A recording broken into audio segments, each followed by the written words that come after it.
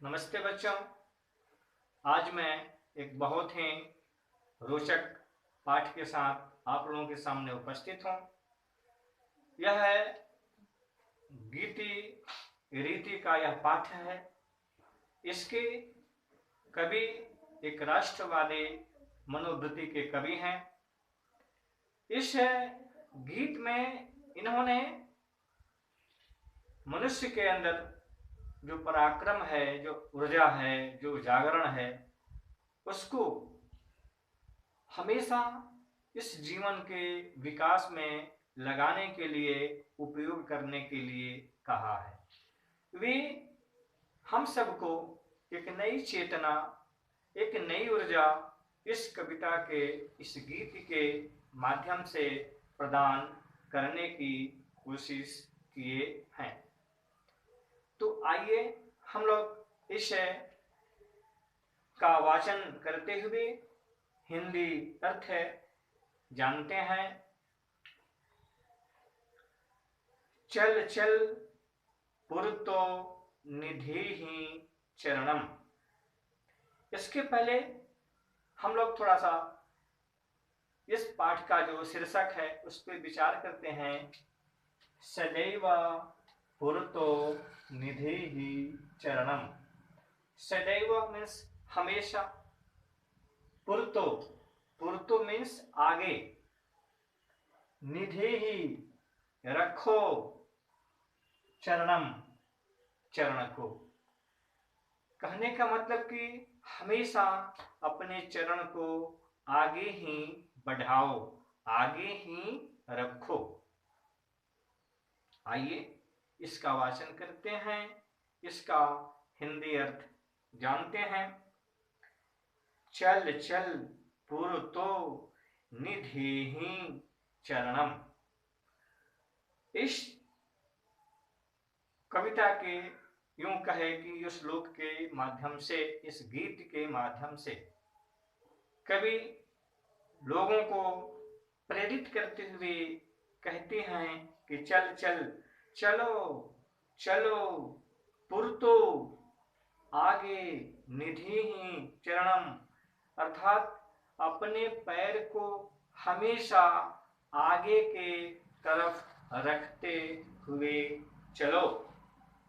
सदैव पुरतो निधि ही चरणम, हमेशा अपने पैर को आगे रखो, आगे रखते हुए चलो। गिरि शिखरे ननु निज निकेतम। गिरि शिखरे, पर्वत की चोटी को, ननु निज निकेतम, पर्वत की चोटी पर ही, निज निकेतम, निज मीन्स अपना, निकेतम मीन्स घर, अर्थात पर्वत की, पहाड़ की ऊंची चोटी को ही अपना घर समझो, अपना आवास समझो। विनैव यानम नगारोहणम। और फिर आगे कहते हैं कि पर्वत की चोटी को ही अपना घर समझो, वही तुम्हारा आवास है, वही तुम्हारा निवास है।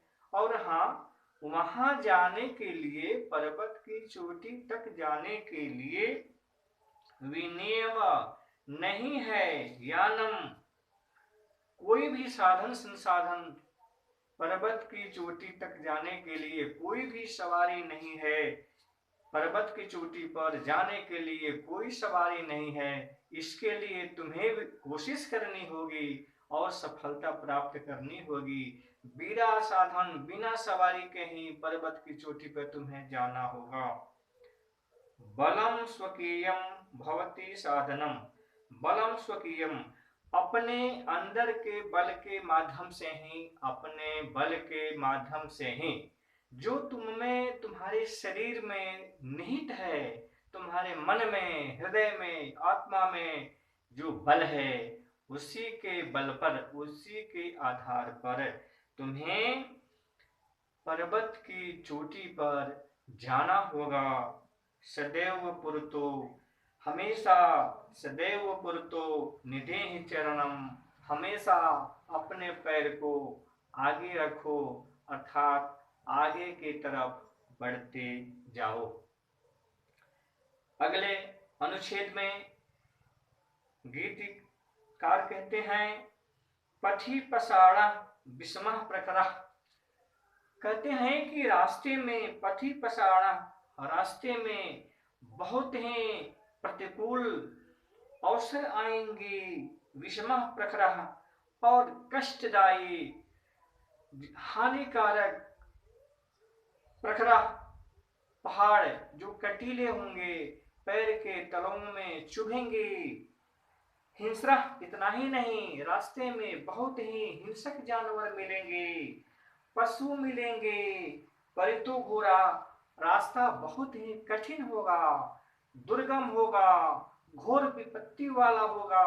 फिर भी इन सभी का सामना करते हुए भी तुम्हें आगे को बढ़ना ही रहना है, बढ़ते ही चलना है। दुष्करम खलु यद्यपि गमनम सुदुष्करम खलु। और ऐसे दुष्कर मार्ग को खलु निश्चित ही मार्ग पर जाना होगा।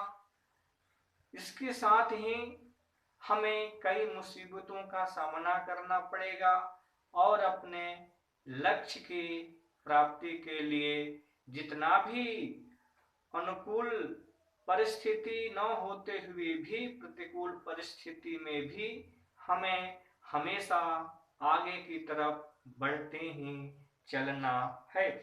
सदैव पुरतो हमेशा आगे के तरफ अपना पैर रखो, अर्थात आगे की तरफ चरैवेति चलते रहो, बढ़ते रहो। रुकना नहीं है, थकना नहीं है, केवल आगे की तरफ पैर रखते चले जाना है। आइए अगले अनुच्छेद में देखते हैं जही भीतिम भजभज शक्तिम, जही भीतिम भजभज शक्तिम।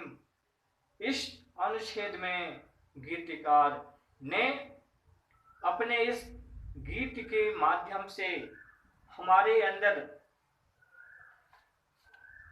जो शक्ति है, जो शिथिल पड़ चुकी है, उसको उत्प्रेरित करते हुए कहते हैं कि तुम अपने शक्ति को पहचानो।